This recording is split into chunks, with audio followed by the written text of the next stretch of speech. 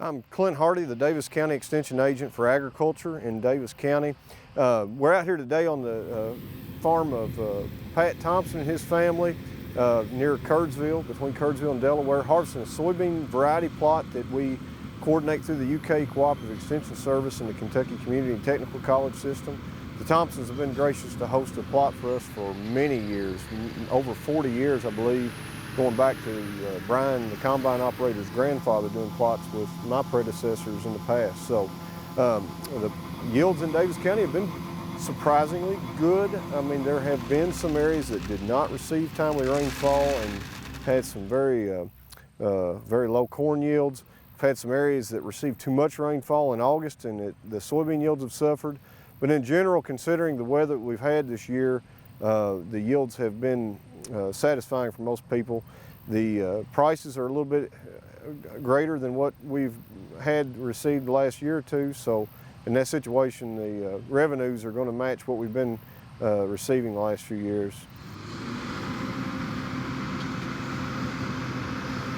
No one would be disappointed to see a shower of rain right now, I don't think, because we've gone now about 3 weeks without any rainfall around the county, but dry conditions help the crop become ready and dry and ready to harvest, and it's much more convenient for the logistics, being able to move trucks in and out of these fields without having to deal with wet, soft, soggy conditions. So that's been a blessing.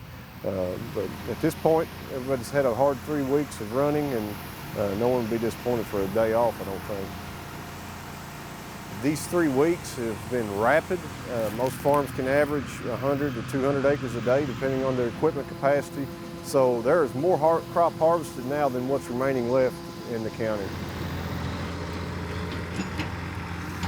Well, we've moved up to Sorgho to the farm of Brad and Nick Stephen and their uncle Randall. We're out here, they've invited us out to weigh some corn plots that they have done some different fertility treatments on. This is different than the variety testing program that we do across the county.